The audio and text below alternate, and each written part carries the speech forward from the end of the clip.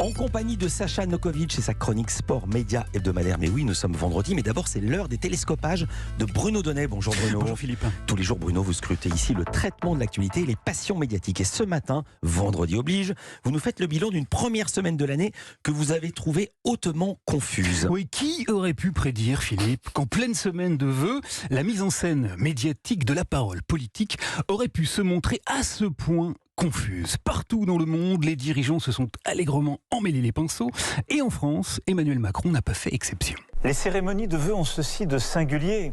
Elles obligent à parler d'un futur qu'en vérité on ne connaît pas. Sans blague, le climat tout court lui a joué des tours, mais le climat économique et social bien davantage. Le coup de pression a été mis ce matin par le chef de l'État devant les boulangers. Refroidi par la colère des boulangers, le président de la République a voulu mettre en scène devant la presse son agacement. J'en ai, comme vous, assez qu'on ait des gens qui, sur la base de la crise, fassent des profits excessifs. Le ministre de l'économie, Bruno Le Maire, lui a chaudement emboîté le pas en dénonçant des profiteurs de crise. Et aujourd'hui, je le dis clairement, les fournisseurs n'aident pas suffisamment les boulangers et les PME. Et je demande aux fournisseurs d'énergie de faire plus, de faire mieux, et de le faire tout de suite. Seulement voilà, les accusés leur ont répondu devant les caméras. Confusion. Vous confondez, leur a dit par exemple le cofondateur de la marque EcoWater, un vendeur d'électricité.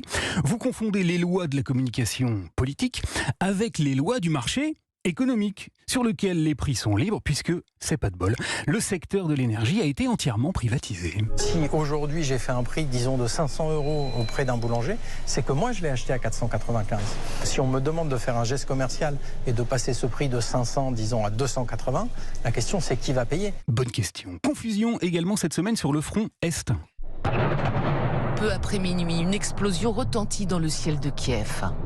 La première d'une série effrayante pour la population. Car au moment même où, dès le 1er janvier, Vladimir Poutine choisissait de pilonner l'Ukraine de ses missiles, probablement pour lui souhaiter bonne année, il présentait devant la télévision d'État ses vœux à ses concitoyens russes avec des termes démontrant indubitablement une confusion mentale infiniment préoccupante. L'Occident mentait sur la paix et se préparait à l'agression. Et aujourd'hui, il n'a pas honte de l'admettre au grand jour. L'Occident utilise cyniquement l'Ukraine et son peuple pour affaiblir et diviser la Russie. Voilà, alors ces propos stupéfiants ont été prononcés devant un parterre de militaires en uniforme. L'image était parfaite. Enfin, pas tout à fait, car figurez-vous qu'une journaliste biélorusse a confondu Vladimir Vladimirovitch. Elle s'est aperçue d'un petit détail que le 1245 d'M6 nous a fort bien raconté. La présence d'une femme blonde située à gauche du chef de l'État. Cette journaliste a démontré photos à l'appui que depuis au moins 6 ans, Vladimir Poutine avait recours pour la composition de ses images officielles à une figurante qui se déguise en permanence. Ici en militaire donc, mais aussi sur ce chalutier en 2016 ou encore dans cette église en 2017. Mais la plus vive confusion, on la doit cette semaine, Philippe, au régime iranien. Pas content. Après la publication par Charlie Hebdo d'une série de caricatures de l'ayatollah Khamenei, le ministre des Affaires étrangères s'est fendu hier d'un tweet très menaçant qu'a traduit l'émission Quotidien. Nous ne permettrons pas au gouvernement français de dépasser les bornes. Il a définitivement opté pour la mauvaise voie. Un tweet qui illustre donc qu'au sommet de l'État iranien, on confronte très allègrement un petit journal satirique avec la volonté du gouvernement français. Un détail qui n'a pas échappé à Catherine Colonna, notre ministre des Affaires étrangères à nous, qui l'a parfaitement dit à LCI.